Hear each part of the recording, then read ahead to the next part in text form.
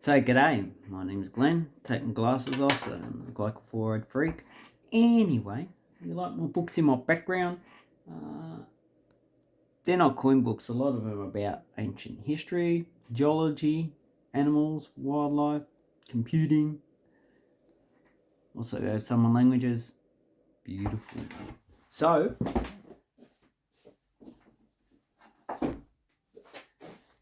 actually, one of my favourite books that I got has a Sumerian script on it. So Sumerians one. It's actually the first language written. And ooh, look, cuneiform, beautiful. But this is not about languages, long dead languages. This is about coin channels.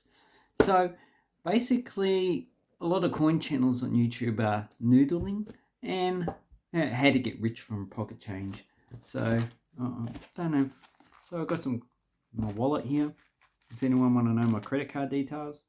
So you get a coin, and a lot of the channels, I think that they're sort of misleading because they're talking about. Okay, this stands a bit like that. Yeah, I hope the camera doesn't fall down because I actually broke the stand. Yeah, so they're a bit misleading in that they're saying, oh, you can get a coin and you can make lots and lots of money. Well, basically, you can make some money if you find coins in change. Lots of people have done it. I've done it as well. So that's not deniable. But are you going to actually find a coin that's worth $100,000? While it is possible in Australia, with the change that we got, the errors that that we have, it's not possible. In the United States, which the market is more developed, more collectors demanding more error coins, you can probably find have to be like an MS 70, so that's the highest grade, or even a 68, 69, and it has to have been in pristine condition, $100,000.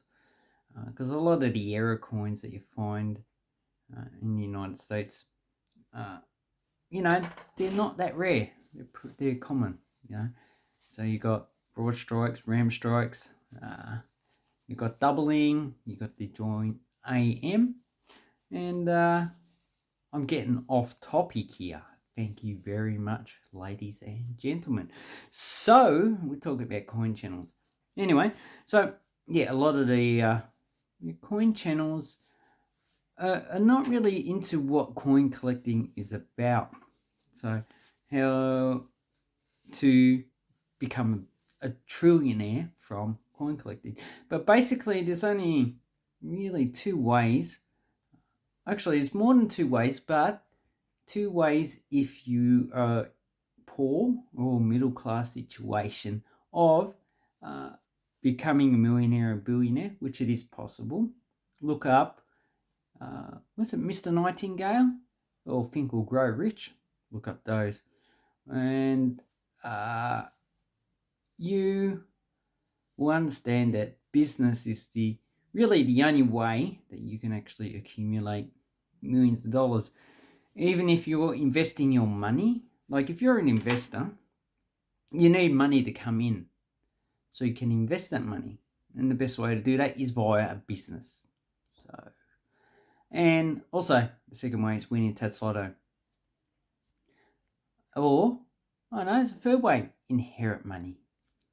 So there you go. But very few people actually inherit lots of money that can make them millionaires. A lot of people inherit houses. But generally, a lot of that money is either they waste it or they just use it to pay off their house that they actually got now.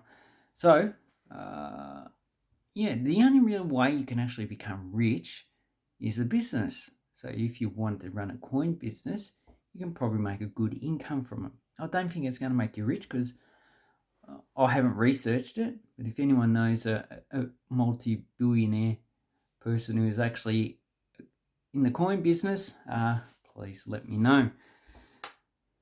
Because all of the rich people, a lot of them are into, you got Bill Gates. Lots of them are into computing or trading or even buying property. So there's probably also a lot of farmers in Australia that are rich. Anyway, so we're getting them. Coin channels. So coin channels, and they're the most popular ones. The ones that show you a coin about how to get rich. But a lot of these coins that they actually show you have been in the coin collecting community for quite a long time, 50 to 100 years. A lot of them have provenance. So if you don't know what provenance is, it just means a history behind it. And if you look at the provenance, the prices are all over the place. Sometimes, like 20 years ago, they would have brought it for $50,000 and now they're selling it for like $45,000. So that's a loss because you have to include inflation in the actual coin price. So if you brought something for, just say inflation's 4%, you brought something for $100 now and you sell it 20 years later, okay, so you need 80% increase. So you need to sell it for $180 to actually make your money back. If you sell it for less than that, you have lost money. So this is the way I look at it. When you buy and sell coins, you need to include inflation in the price. Not just what you bought it for and what you sold it for. That's just the way that fiat money is now. And once again, I just get distracted. So, what I would like to see on YouTube is people just, putting out videos about coins they actually like, not coins about how they become rich. I've got no problem with people putting videos out like I do as well about the coins and the V's and how much they buy and sell for, because that's basically what you're doing. You're buying coins for your collection. You need to know the price. So I try to help that way. Sometimes if I make a video and like a year later, the price has totally changed. It's happened with the red poppy. So now I know there is most of the coin channels are about modern coins. I know there is some about Roman coins, but I haven't seen any about ancient Chinese coins. If anyone knows a coin channel like that, please let me know. I'm very interested. Indian coins.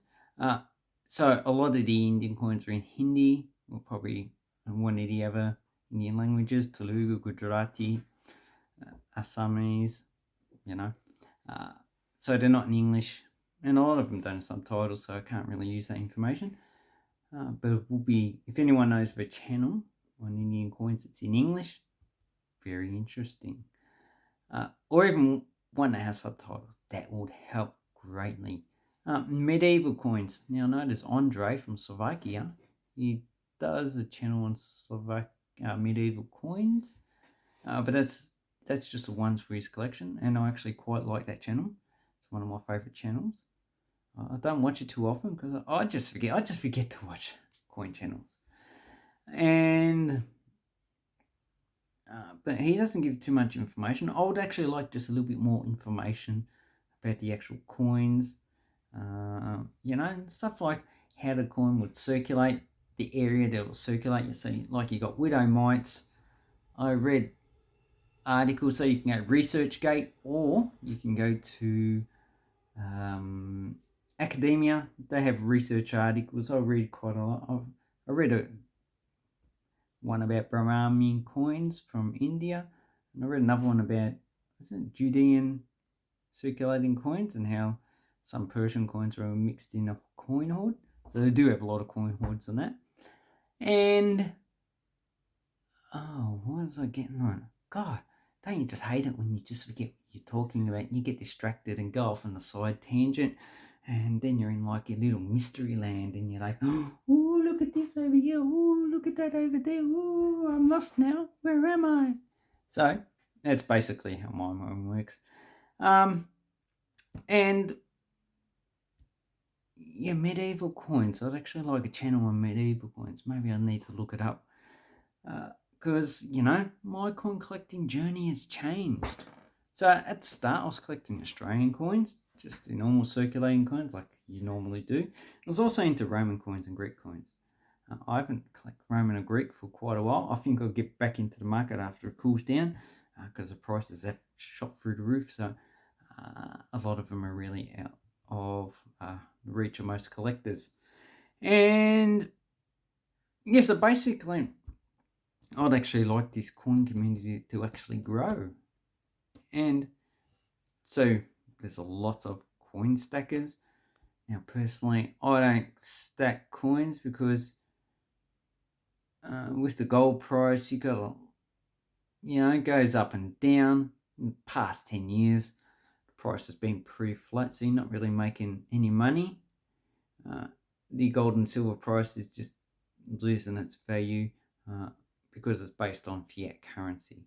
It's not increasing in value based on the actual fiat currency. So maybe I'll do a video on that, showing you the actual price of gold and silver.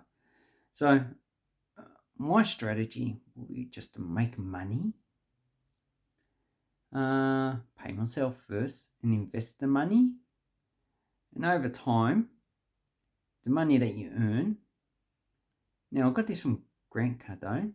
Now, I don't believe in his courses, but what his investment strategy seems pretty sound.